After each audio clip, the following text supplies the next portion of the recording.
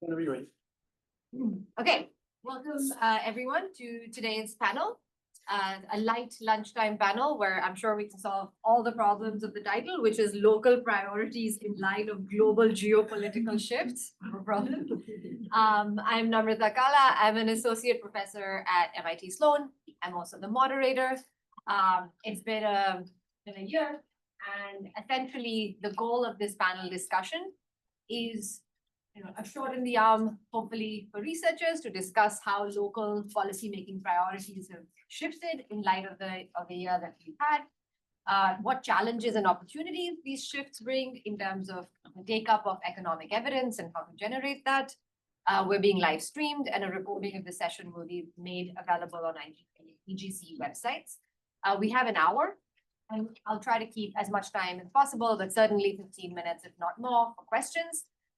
So please raise your hand, and for those joining online, please submit your questions to the Q&A box, and we'll try to get to as many as possible.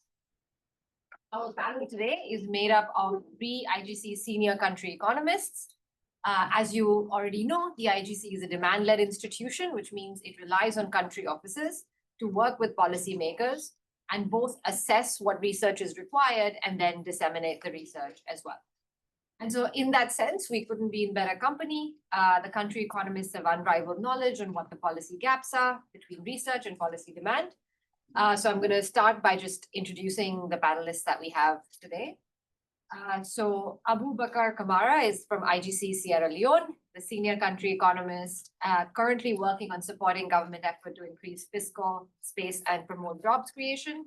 And prior to joining the IGC, you were the Policy Planning and Information Directorate in Sierra Leone's Ministry of Health and Sanitation, and a policy analyst at the Office of the President. So welcome to the panel. We have Ash Chaudhry, who is a senior country economist in the IGC Bangladesh program, prior to which you were at the World Bank and UNDP, working on COVID impact on Bangladesh's rural economy and the role of the private sector in economic development. And then we have Teddy Mackinnon Gebrewalde, who is a senior country economist for IGC in Ethiopia, also a board member of the Ethiopian Securities Exchange. Research interests focused on firm effectiveness, macro policy, and sustainability. He has a PhD in economics research from the University of Leicester in 2017. So welcome, and thank you for joining us very So let's start by looking backwards. So apparently at last year's conference, Eric had asked your colleagues from Rwanda and Jordan what areas they thought would have the highest policy demand in the near future. Let me not prime you, but let me just ask by saying, in light of the year that we've had, multilateral organization crises, tariff hikes, foreign aid budget cuts, to name a light few, let me revisit the question. So essentially, what areas do you think will have the highest policy demand for academic research in the future? It's a question posed to all of you. Feel free to take it in whatever order you'd like. Okay, good afternoon. Maybe let me start, and then my colleagues will jump in. I will just give maybe some background on what obtains in Sierra Leone, what the future looks like. I remember joining the IGC some 5, 7, 10 years ago when we started. It's like engaging with policymakers. When you talk about research, there's little or no interest. The focus then was, we want resources, we know what to do. Just give us money, we know what to do. We have our strategy, we will implement it. 5 years down the line, that has significantly changed. In fact, before now, it used to be plan is more like supply driven. Yes, we have some engagement with them, but it's basically we ask them, oh, do you need this? They will say, oh, yes, we do. But now it's changing. Over 50% of what we have as our top priority strategic objectives, these are demand driven. These are actually requests coming from policymakers. I don't know whether you were on the program the other day in Atlanta, where we had the Minister of Political Administration and Public Affairs, when the government was saying, we want to reform the public sector, and then just profit evidence. Before now, it used to be, oh, we want to reform public sector, come with money. So we do X, Y, and Z. Now it's changing. So and increasingly that seems to be the trend. So that I think research more than ever before, it's more demand driven. And I see that to be the way it's gonna be in the year to be So I would basically frame my answer in the context of tariffs, because tariffs are very important for Bangladesh, not only because of this Liberation Day tariffs, but also because of the fact that, as you know, Bangladesh was one of the least developed countries in the world. And as the international trade regime is framed, what happens is that if you are a least developed country, then you get a lot of preferential tariffs in different markets. So Bangladesh has recently graduated from that list, which is a moment of enormous joy for us. But at the same time, that means that we are not going to have these preferential tariffs. So the question in Bangladesh is from policymakers at this point of time is that, so it's a broad overarching question that how can we revisit our trade policy, environmental policy, and industrial policy so that our industrial sector is reorganized in a way that we can basically cope with these new tariff regimes, which are just jumping up everywhere. So I can go into details later, but I think just pass on to. You remind me something. Thank you. I'll also follow Ash in trying to describe. First of all, of course, context matters. So whenever we're dealing with evidence, trying to provide evidence for policy, there is always this question. I would say policymakers have very broad, very all-encompassing questions, requests, whereas researchers are very, very targeted towards answering a specific question that is at the cutting edge of everything, which poses a challenge for the kinds of work that we do, because we want to respond to policymakers' requests. So maybe the policymaker may have 15 research questions that they want answered before they make a decision. Maybe 14 or 13 of those questions may have been answered by somebody in some other country. So we won't be able to engage researchers like yourselves to try and work on those questions.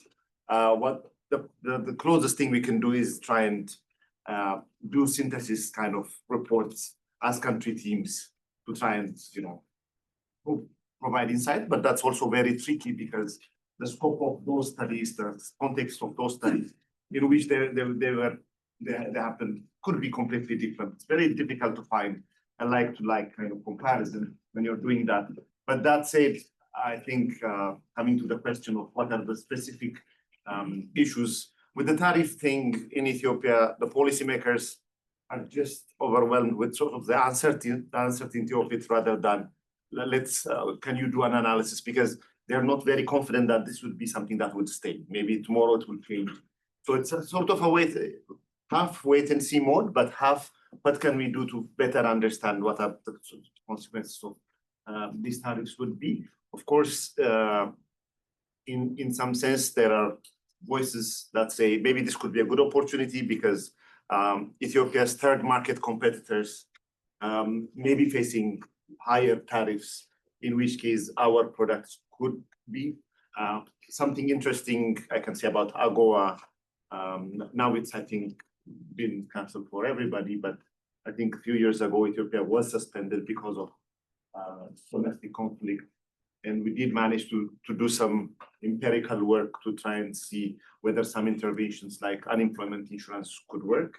And we found very strong evidence for that. And we did a bit of cost-benefit analysis, which is another thing that policymakers want a little bit further than just finding that that exogenous variation impact and everything. So we found that evidence, which could be very useful for other developing countries as well, to try and intervene in that way if these terminations or suspensions of AGOA are going to be persistent.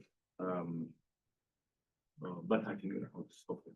Okay, great. So Ash, let me pick up. You said that specifically about the tariffs, there's this perhaps motivation, even more so than earlier, to try to diversify some of the sectors of concentration. could you speak a little bit about what are some of the pathways that policymakers are looking at and what types of research they might value? I guess there are really two questions, so feel free to take them in any sequence you like. Okay, sure. So what Bangladeshi policymakers are doing to respond to these tariffs? First of all, they're responding in a way exactly how probably the US administration wanted. So they are offering that we are going to reduce the trade deficit that we have. So Bangladesh exports around $8 billion worth of products to US and buys only 2 billion. So the offer from Bangladesh was that we can reduce this gap by more than 50%. Basically, we can increase our imports to up to 5.5 billion. So how we are going to do that? So the government offer was that we buy a lot of LNG from international market, mostly from Qatar and other Middle Eastern nations, and then we go to USA for that. Then also we buy a lot of wheat from Ukraine and basically the Black Sea region. So the idea is to buy wheat from US. And we have already seen that government is buying wheat from US at around basically 10% more cost. So, but the government is taking it up because you have to kind of wait. Then there are other things like soybeans. So the one good thing about soybean trading with the US is that China has stopped buying soybeans from US, which means US soybeans are cheaper for Bangladesh at this point of time to source. So these are the few of the things. But in terms of how can researchers basically do their part, I would say one thing is for Bangladesh, US market is important, but the European market as a single market, the EU market is even more important.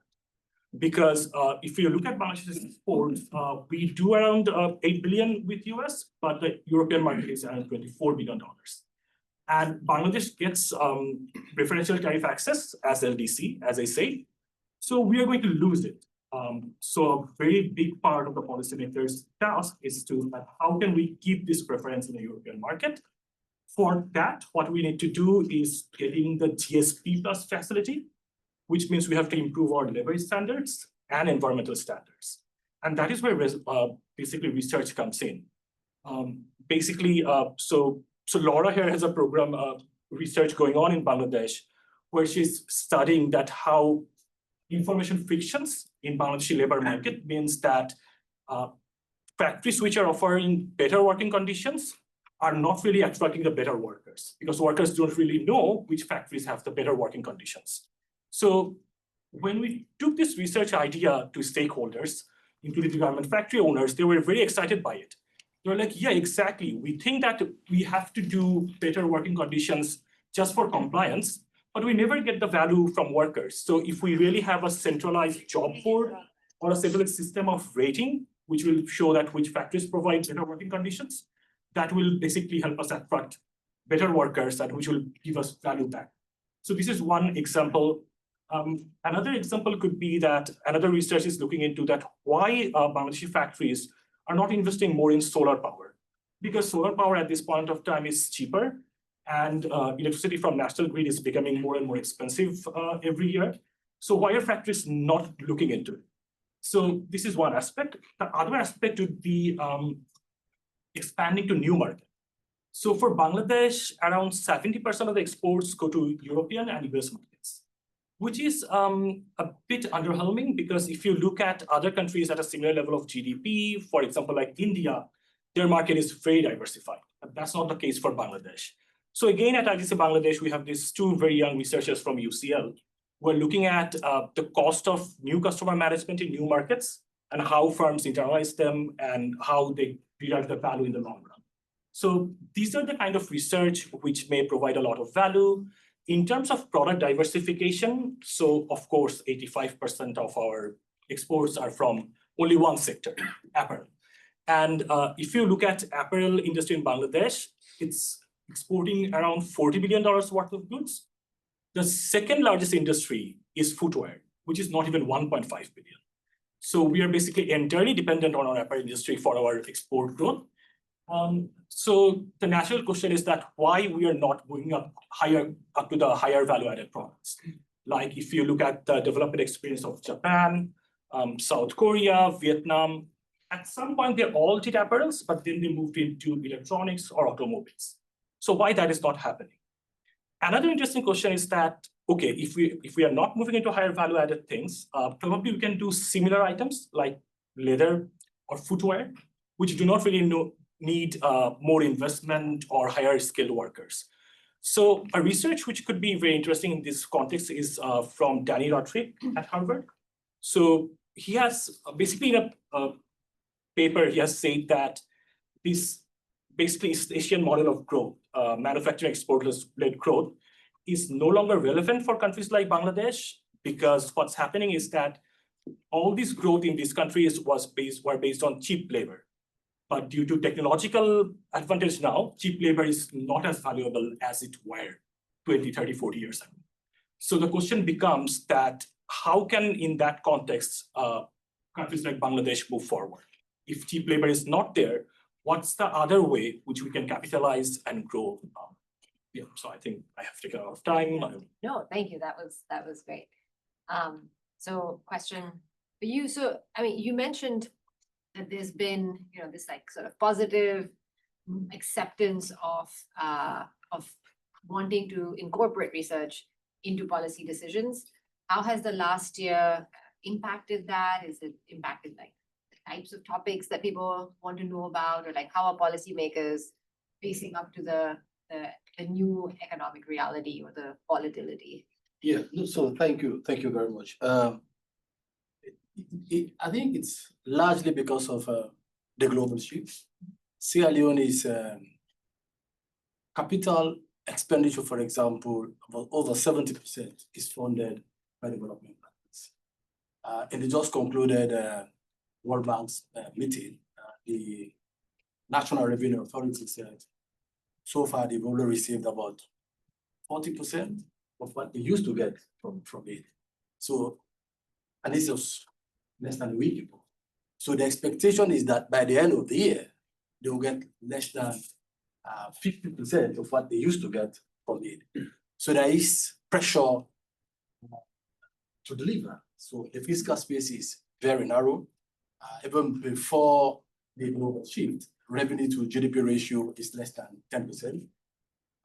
There is a huge debt burden. So increasingly, there is interest on doing something around increasing the fiscal space. So in fact, what we are currently piloting as IGC is some form of enforcement using, I would largely call it the local dynamics, that is using traditional authorities as well as religious leaders. Sierra Leone, for those that may not be aware, is a religious country.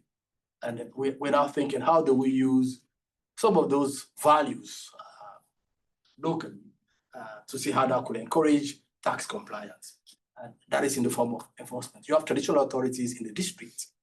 And this is largely coming, again, like I said, from policymaker demand. The mayor of one of the cities, that is Kedema City Council, worked with us to reform the property tax administration system.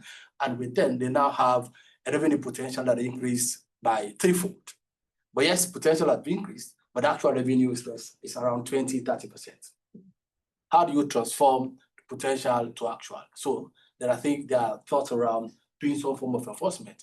And again, if you're using the formal court system with the formal system, it's a bit, there are some delays, there are some challenges, but with the traditional system, it's relatively fairly effective.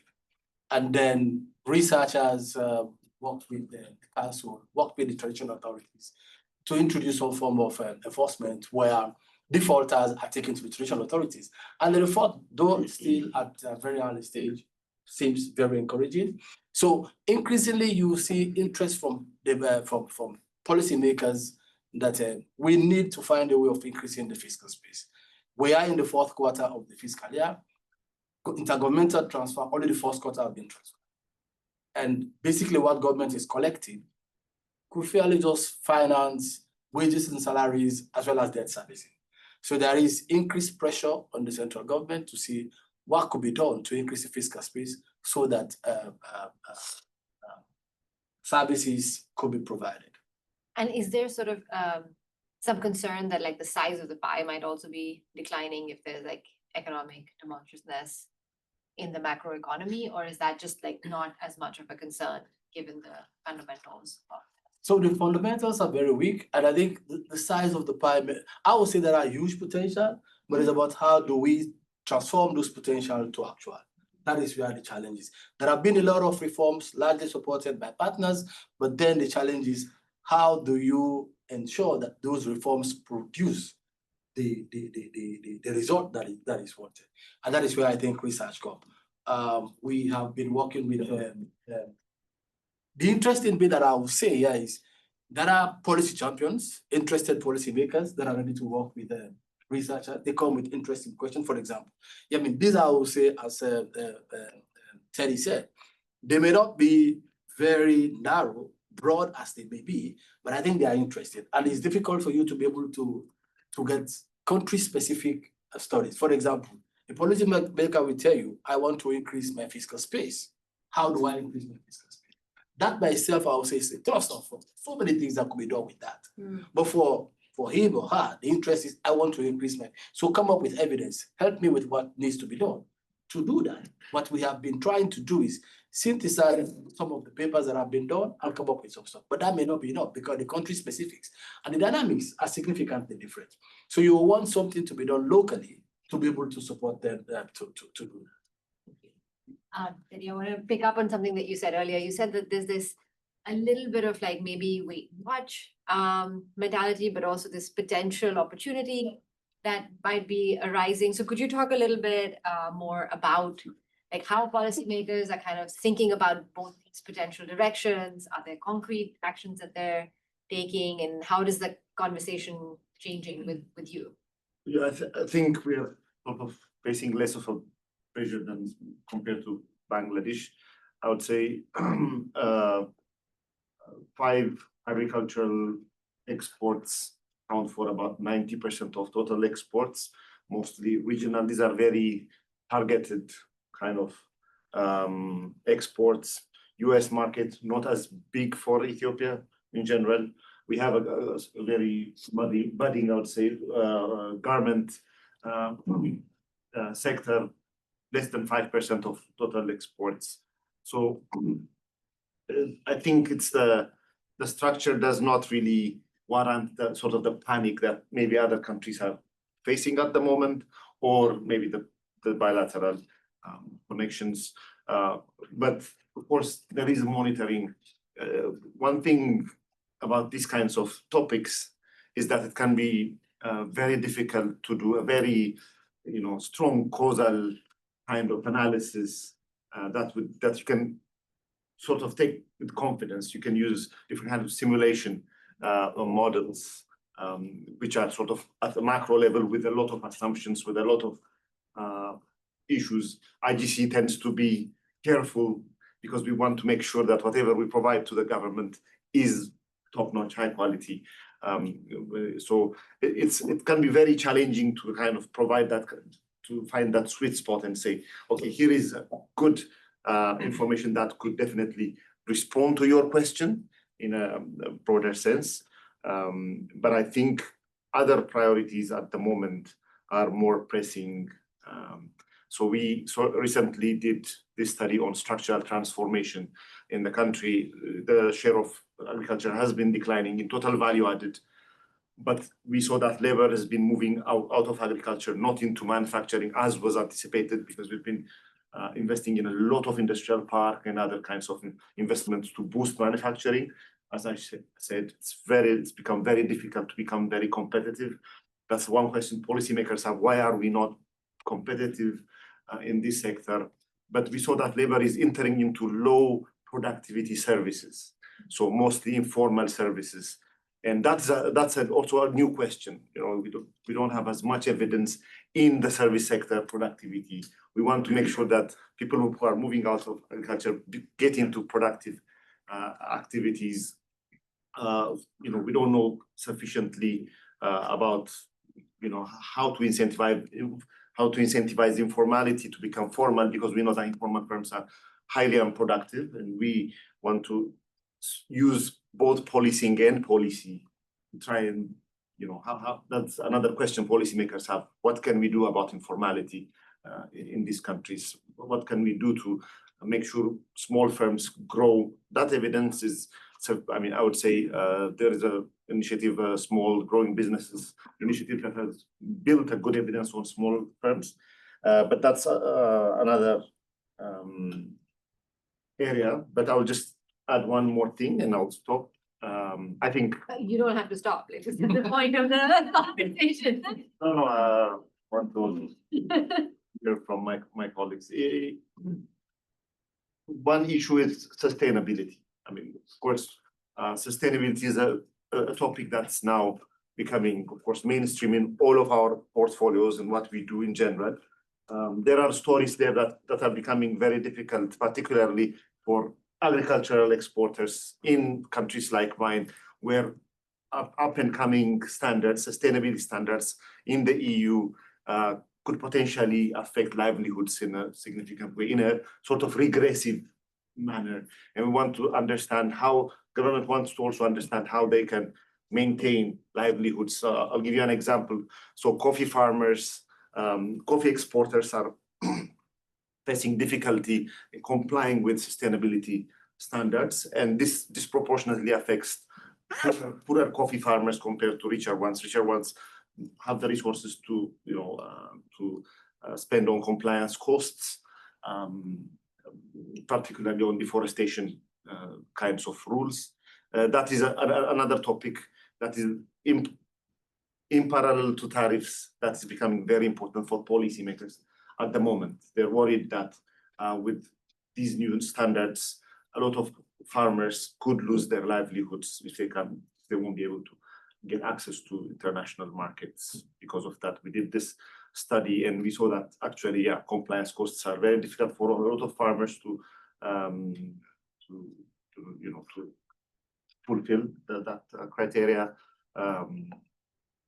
So although this is not necessarily what Ethiopian policymakers can do, there are some things they can do to boost the ability of farmers to be compliant, but it also requires some reflection on the part of our trading partners to reconsider what those welfare effects are. And that's also another interesting area of research.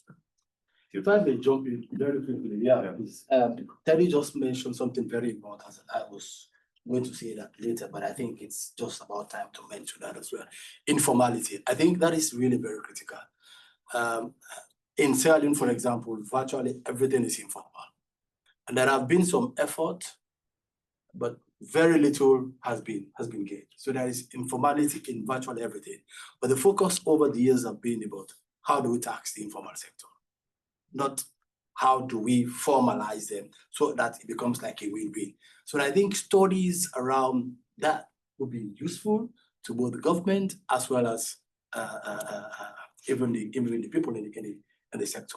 So I think informality is really, really important. And maybe if researchers could think through what needs to be done to increase the level of formality. You have a sector that is over 70%. I mean, the economy is over 70% informal. So, and you could barely, I'm sure what they are getting in terms of tax from that sector will be less than, at best, 10% or even less.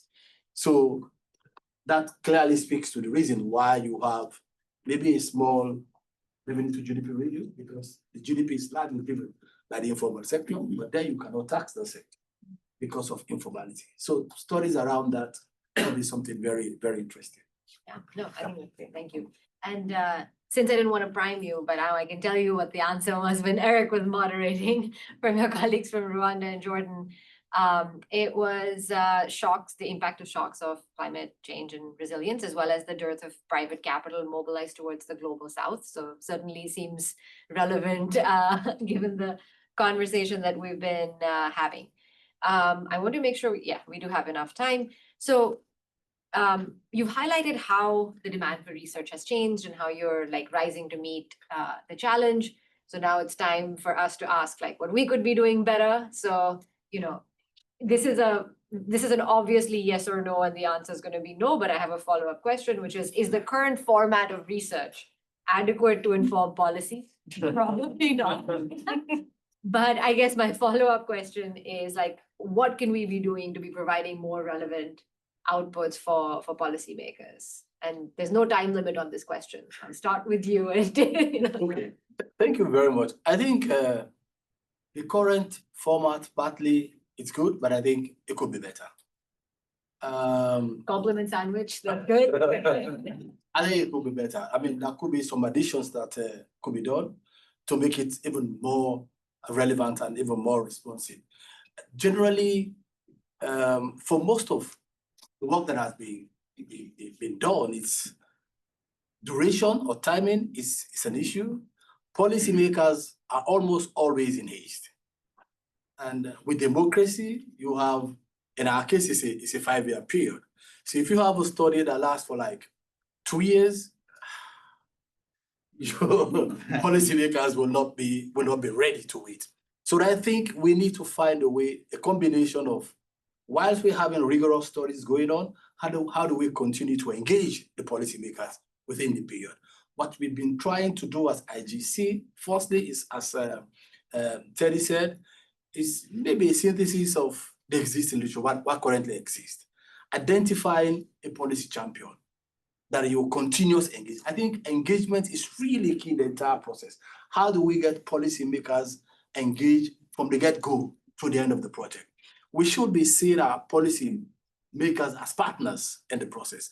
What has been done over the years is that researchers do this stuff with little or no engagement with the policy. Perhaps at the starting phase, they could be informed that X, Y, and Z is going on, this research is going on.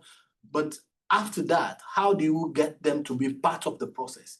I think continuous engagement is key, and it makes it relatively seamless for the understanding of even the results, being part of it, and even the adoption of those results. And that should be in between, what needs to happen in between. So once you start, within the period, regular updates, providing evidence to at least support what they'll be doing in the interim.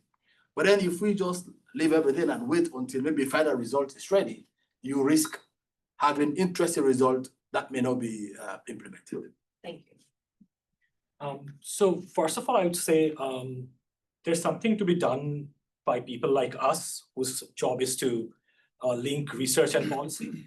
So as Teddy said, as Evika said, synthesis is really important. What I want to add to that is like packaging it, branding it. What do we mean by that? So I was talking about 3 research projects before, right? Like customer management in new markets, then labor market frictions, and also renewable energy adoption. So if you go to policymakers with this research individually, they will not be very interested. Because what happens is that the primary source of friction between academia and policymakers is that policymakers are always thinking about the big thing. How can I change my country next day or next quarter? And academia is focusing on very micro issues. So rather than going individually, if we package these 3 studies as something like, how can you gain access to new markets and also expand in your current market by changing your labor policy and environmental policy or energy policy, then policymakers see that, oh, that's a big headline. They get very interested about that. So probably that's what IGC is doing, but there are not enough IGCs to cover all the study that goes on. So probably more IGCs are needed. So, apart from that, another thing that I want to say is that the power of descriptive stats. I think this is something that academicians don't really value that much. So let's say you are doing an RCT, and there is this one variable of interest, and then there are some very explanatory variables. But the questionnaire is not 2 pages long, it's 30 pages long, because there are many other information that you are collecting, which can be very interesting. So let's move away from tariffs. Let's say you are doing a study on intimate partner violence in rural areas in Bangladesh. And then you are probably collecting information on history of violence, also religiosity of people or the husband's attitude towards women working outside the home. So these are very important data, but they get just buried away.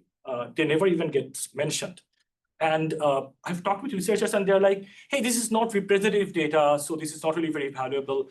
The thing is, development economics is often conducted in environments which are very data poor. So even if these data sets are not representative, they may have a lot of value. And similar surveys are conducted probably in 5-10 years. So if there is a record where we have all these surveys, then probably after 10 years, we can have a very rich set of data, which will be useful. So yeah. Well, so they said I have these in my notes as well. I just want to second good descriptive analysis is really amazing. When I joined the IGC, when we were engaging with policymakers, always thought about the final punchline of the paper when they say, okay, we did this experiment and then we did, that. But I saw that a lot of these senior policymakers were really intrigued by some of the storylines, some of the statistics which they thought were not the case. So when you are really building a story through descriptive statistics, it does a lot of, it goes a lot of, quite a way in getting policymaker attention. And sometimes they're not necessarily worried about your identification strategy, because I know that this may be news to some, but really that's not they want, concise as much as possible, building your story and convince them that it's an important thing to do, tell your results. And then I will come to, I think, perhaps one of the most ignored thing in that actionable recommendation. What we're telling, and I've been, attending really wonderful papers, but when it comes to, me taking these papers, these findings to policymakers, sometimes it's not going to, mean much to them unless we come up with a very thoughtful, actionable recommendation. And that is a deeper kind of thing, right? It's not just, okay, for RCTs, it's an intervention, so it's actually an action. So, it's an actionable recommendation by itself. The research is working on that actionable recommendation. So if it's on the specific country, that could be useful. But at the same time, there are contexts, there are scalability issues, right?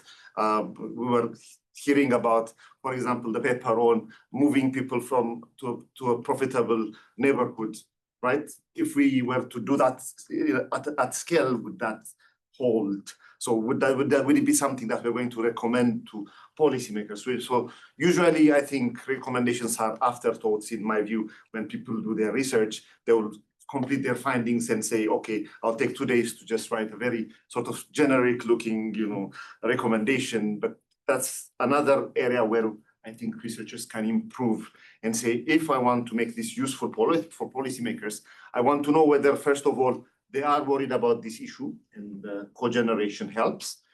But next, I have to go and say, is there an upcoming policy or directive that's about to come out that I'm going to contribute this to? Some, because maybe 2 years ago, there was a legislation that was passed and the government has settled this issue, has moved on, right? So the timing could also be very important. So if I want to make this thing useful for policy, that's something that can happen. There is a structural thing that, if you want to do good research for policy, it's going to take time. You just have to live with it. Policymakers are impatient. They want results fast. And there are actually, I would say, other sources like consultants who would have, package it in a very fancy way, colorful pictures, graphics, and everything. But the substance of it may not be as good. That's something that we need to continue to deal with.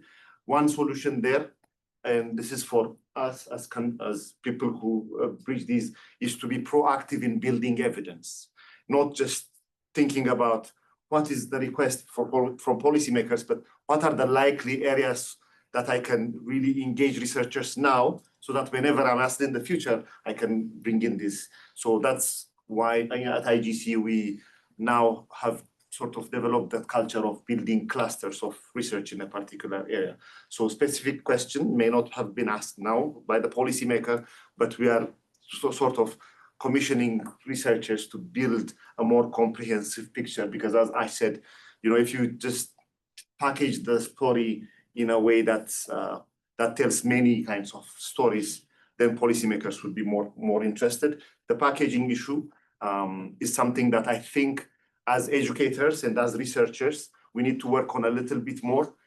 I think we have a more generic article-focused writing style that researchers have, but there are other outputs if you wanted to make yourself useful for policymakers, and that is you need to know how to write policy briefs with all the punchlines, make it very simple for a policymaker, just motivate what you're doing, present your results, thoughtful recommendations in just 3 to 4 pages, and with concise, headings that tell the story, the punchline, so that the policymaker can just have a glance or two, and then they will get a message of that. That is something that we need to teach our sort of economists in general, not just to that target, but not just to become, there are other types of, uses. So that's another thing I want to say. But the broad question versus cutting edge micro stuff continues to haunt us.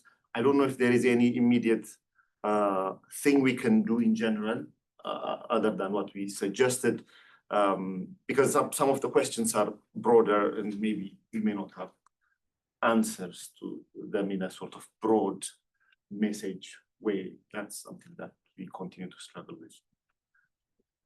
One more question before we open it up to the audience. All three of you have a lot of privileged interactions with policymakers. Is there a question that you get asked often that you wish you knew the answer to, but you currently don't? And that we could help with, not like.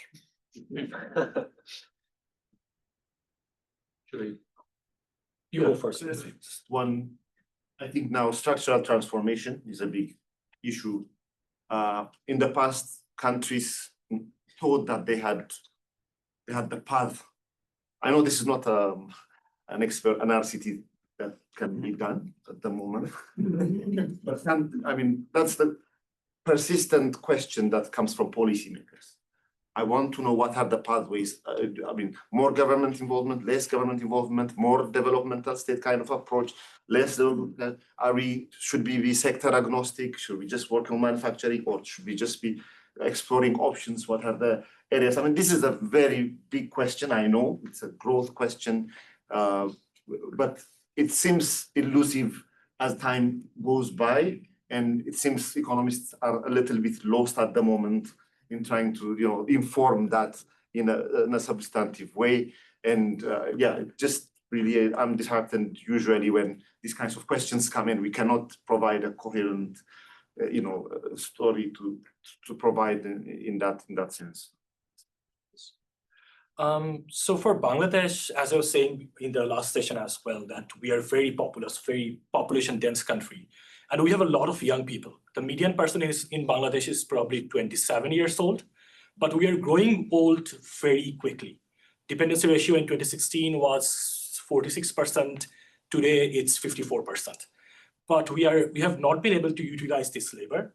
So the question that policymakers ask us that how can we use this abundant supply of labor very quickly? And that's a question which I have not been able to answer in recent times. So yeah. So I would say 3 areas, and these are broad, very broad questions. I already mentioned fiscal challenges that the government is facing. So increasingly there are issues around how do we increase the fiscal space. We have GDP to revenue to GDP ratio of less than 10%. So that continues to be a problem. Undermines service delivery.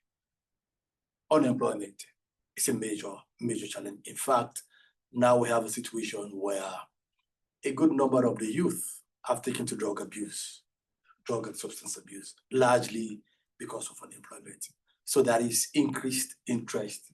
Day in, day out, you engage with policymakers. There are interests around what do we need to do to create jobs for the youth. The number of graduates, how they increase, but they are almost all over the place without jobs. And then thirdly, I think, so I mentioned, public sector reform. Public sector reform is really, really very critical. Since the end of the war in 2002 to date, successive governments have been talking about reforming the public sector. To date, it is still a challenge. Over 20 years down the line, it is still not quite clear. We have one of the most inefficient efficient public sector, what needs to be done differently. Government, domestic revenue is barely just financing salaries, but then you're paying salaries to people for literally doing nothing. What needs to be done differently? So these are three broad areas, and like Tierney said, we want to see how we could develop cluster of work, because that will, I mean, these are broad, but micro questions could come from them, and then we see how we support government about all those 3 areas. Thank you. Thank you. So I'm going to open up to questions. So I think Rania is monitoring online. Thank you. And so feel free to just raise your hand and Eric. I have sort of a comment. I mean, this thing about the timing that you brought up, that for us, writing a paper is a multi-year activity, right? People want an answer right away, and that's a tension that's been at IGC since the beginning. So I was thinking about what could we do that's sort of in between that might be useful both. And one thing I think is, as we were saying this morning in the meeting, is policymakers always want to know what sort of best practice, take some policy area, export promotion or something, right? What's going on in all these other countries? What seems to have worked? Even if it's not, we don't have an RCT on those things, but we just want to sort of cataloging what's happening elsewhere. And that's something that IGC might have some expertise in, because we have connections in lots of different countries. So it seems like the sort of activity that both country economists and also researchers can contribute to making. That's more of a comment than a question. But So I wanted to interact with what Abubakar said about the informal sector. So there was a survey conducted in Tunisia where Trade Association invited Hernando de Soto to survey informal vendors. And what they found was really surprising because, for instance, I agree totally with you what you said about like taxing informal businesses, because what they found in the survey is that these informal vendors, they actually paid bribes more than what the average company paid as a corporate tax. So the corporate tax at the time was 15%. On average, the street vendor paid 17% as a bribe. And then they also tried to see what would be the regulation that they have to comply with in order to get the permit and not to become informal anymore. And what they found was really shocking, because it required, I think, over 1 year of procedure, just going to different administrations. And I forgot how much money did it cost, but at the end, just trying to comply with everything, I think cost over 1 year of revenues from the activity that they wanted to do. So it seems that, it's wonderful what you have been saying so far, but question I would like to ask from this is, should we also be agnostic to all the political economy that is perhaps preventing us from adopting better regulation that is fairer to people? Because it seems that if we have a more fair regulation towards street vendors, there are some bribes that is not going to be paid, and perhaps some policymakers wouldn't like that. So I know it's a very difficult question, but how much should we think about these kind of challenges, especially when dealing with policymakers? So I completely agree with you that political economy issues are really very important. I mean, like you rightly said, in Sierra Leone, for example, registration is centralized. So you have to register with depending on where you find yourself, with the city council or the district council, and then you have to register at the national level. There are efforts being made in terms of reform to say, okay, no, let's make registration seamless, but it's a challenge. It takes months, and sometimes you even get frustrated and people decide not to even complete the process. And I agree with you that bribery is an issue. So I think these are all interesting questions or political economy issues that policymakers will be interested in. I mean, there was a time when there was the target of ensuring that registration is completed between 5 to 10 days. That does not work. Why is it not working? Several reasons. How do we make it better? Maybe that's how we could contribute to support the policy making process. But I agree with you that informality goes beyond. I mean, if you look at just the tax, frankly, the formal tax is very minimal. And in some cases, even education, people don't even know how much to pay. And they're being exploited by even the taxpayers because the knowledge is not there. So how do we take all of these things into consideration and make the process really seamless? To the back, yeah, go ahead. Okay, just a few points. It's not completely new about studying cost effectiveness, right? how much do governments get to save if you deliver back on specific recommendation projects. So if I have to bring back into the discussion, how government are always interested in how much they can save. And I know some research community they actually was trying to do that, you know, so you do this approach or that approach. And also, there's a bit of difference between, you know, the politicians themselves and the policymakers who that themselves. In my experience with them, I think something I'm really interested in how much of, you know, the research that you do help them in their daily decision making. For example, you know, the research we're more focused on like the strategic goals, right? But how the recommendation from research allows them to make decisions daily. And for example, one of the things we often try to do with them is to create maybe a dashboard or, you know, some sort of outputs that can be used daily, not just, you know, much more strategic. And yeah, that's just a 2.4 ways. Yeah, I think that's a good point. In fact, one of the things that I was taking through is what do we do post research? Because in most cases, we have very good academic paper published and interesting recommendations. But then after the intervention, what happens? You know, and I'm sure if you look at some analysis done that most of the RCTs, after the RCTs, how many of them as sustainable maintenance?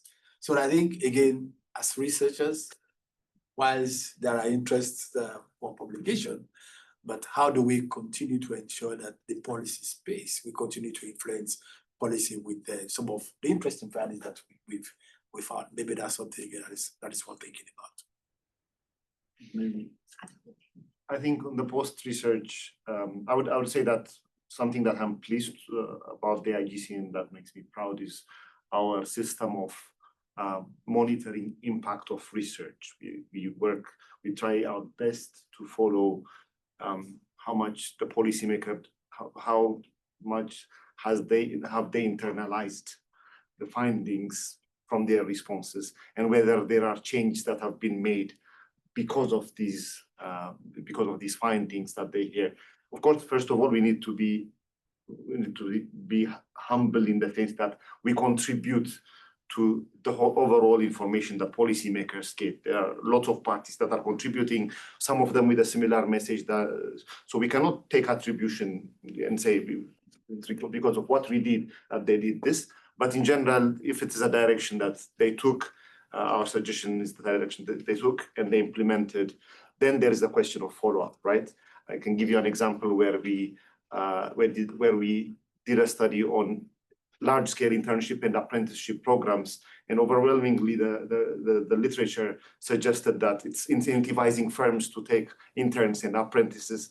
That's the problem, right? So we suggested, okay, you need to have a robust kind of incentivizing mechanism. So the government did do that. They implemented that, but then we found out that a significant portion of the interns themselves left. There was a high turnover of interns. Now it's going to be very difficult to bring in a person who did the first study to repeat something like that and see what's the problem there. Policy-wise, it's very interesting. Academic-wise, it may not be interesting. So that's also a challenge where, you know, following up, because I realized that at IGC we have reached a place where some of what we did was implemented, and now we need to follow up on some of the areas. Maybe not, we don't have that much kind of bandwidth to take on these kinds of monitoring. We always want to venture into new topics. I love the point that you raised about the summary statistics. I often think about I wish they were 30 pages long questionnaires that I write, and all the information that doesn't end up being anywhere. And I wonder whether there is like a role for the IGC to be the mediator between the type of summary stats that governments would like to see and the information that we have collected. I mean, producing all the summary stats that we have might be pointless, but we have the information, right? So you are in the best position to kind of take up that role. Of course. So we did actually start an initiative at IGC called the Data Hub Initiative, which is more or less focused towards doing things like this. But there are a few issues. First of all, and I understand the reason behind is that researchers do not really want to share data before the research is published, right? And the reason is very simple, because you don't really want someone else to just duplicate your data. So, but if there was a way that data sets could be shared, but then IGC could really work on that. It depends on IGC being able to hire more manpower, IGC getting more funding, but yeah, there is of course a way for that. I'll also say that co-generation counts. I mean, if you engage with the policymaker, you will be able to tell which of what you have would be more important in telling what the story that they are interested in. So, you know, with the IGC team, you approach the policymaker, you sit down and say, here is the area that we're trying to engage in. They would just say, okay, if you're going to work on this, these are the things that are bothering us in these areas, right? So the co-generation that they mentioned earlier, it helps a lot in getting the researcher to understand what the important aspects are. I again think researchers, we tend to be a little bit, I do research now as well, we tend to sort of really presume about the capacity of policymakers, bureaucrats, but this job has sort of taught me to be more humble and contribute, if you want, to be helpful to what priorities these policymakers have and what they are doing seems to be important. So you can gauge yourself in that sense to kind of provide products that could be useful for that process as a contributing factor. Whereas it's sort of easy to focus on that one line of idea story. Well, it's wonderful for So, communication. sorry. No, just a quick one. I think co-generation is important, but I think continuous engagement also help. We find over the years, especially for studies that takes more than 1-2 years, with continuous updates with the policymakers, picking their brain on what is going on, what you're doing, also helps, because they begin to tell you about indicators that they're interested in, questions that they're interested, and that within the same study that you're doing. So yes, co-generates with them, but at the same time, even when the research is going on, finding a way of, it doesn't necessarily need to be with all of them, but that could be maybe a policy champion that you could engage within the period to get them involved. I also just want to say that there's a timing thing that you raised that is important. So there's like co-generation as a way for us to be better informed about what the policymakers might find interesting to learn about. But if we engage early enough, maybe there's like an element of co-generating the survey together, and that's like a much more direct way to maintain a relationship and as well.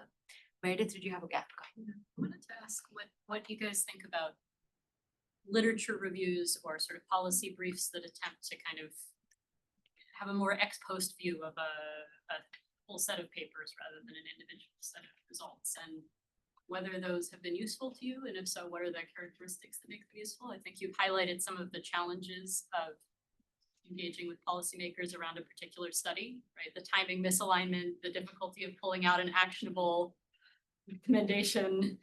And I guess I would add to that speaking maybe for myself, I would often be horrified if major policy decisions were being taken on the basis of one paper that I wrote, right? I mean, it's one paper in a particular context, implemented in a particular way with strengths and weaknesses. And I guess I would much rather that policymakers were learning from some accumulation of evidence on a related set of things, but I don't know if that actually happens, or what would potentially make that a useful tool for you in a more kind of retrospective review way? I think what we meant by synthesis throughout our speech, I think also responds to Eric's question of best practices, accumulating best practice. So when we say synthesis, as I said earlier, the policymaker may have 15 questions, right? 13 of them may have already been answered in another context. Of course, it's very careful, it has to be carefully framed and done.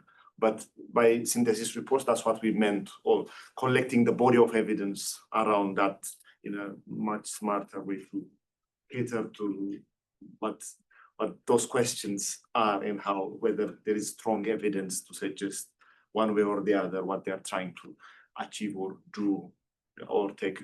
They will take action anyway. I mean, it's a very tough job that they have. They have to make decisions. They're not going to, I mean, for us, it's terrifying because we're really, really into trying to understand to the last extent, exhaust everything we can to understand the issue. But for them, even without understanding, they have to make hunch kind of decisions. They will make decisions anyway because they don't have time to do it. So how can we try and do something to at least inform that process as much as possible? Even your one paper could provide insight. It may not completely be the deciding factor, but definitely provide insights, and the rest, it's a tough job that they do compared to us. So what can you do? I think I'll just quickly wrap up. So first, let me just start by saying thank you so much for taking the time for sharing your insights. I think this has been incredibly helpful for us as researchers, and we hope we get to work more together. I just want to point out kind of two things that struck me. The first was, even though all of these countries have such heterogeneity in like trade exposure and like different sector specialization, I think three themes came out pretty strongly. The first one being informality, just given the large levels of informality in developing countries as an important theme of study. And the second was allocation of labor, whether it's from agriculture to non-agriculture, to workers that have better labor standards and are treating their workers better. And then from unemployment to job matching, that's more profitable for the worker and for the firm. And then finally diversifying your sectors and trade. So I think that these three themes certainly resonate with what a lot of us are thinking about, and hopefully we get to talk to you more while you're here. And then finally, I think we have our marching orders. So, things we should be thinking more about: synthesis and dissemination as a package, the power of descriptive statistics and data-driven narratives, and being more thoughtful, or trying to be more thoughtful about what are the policy recommendations. So thank you again.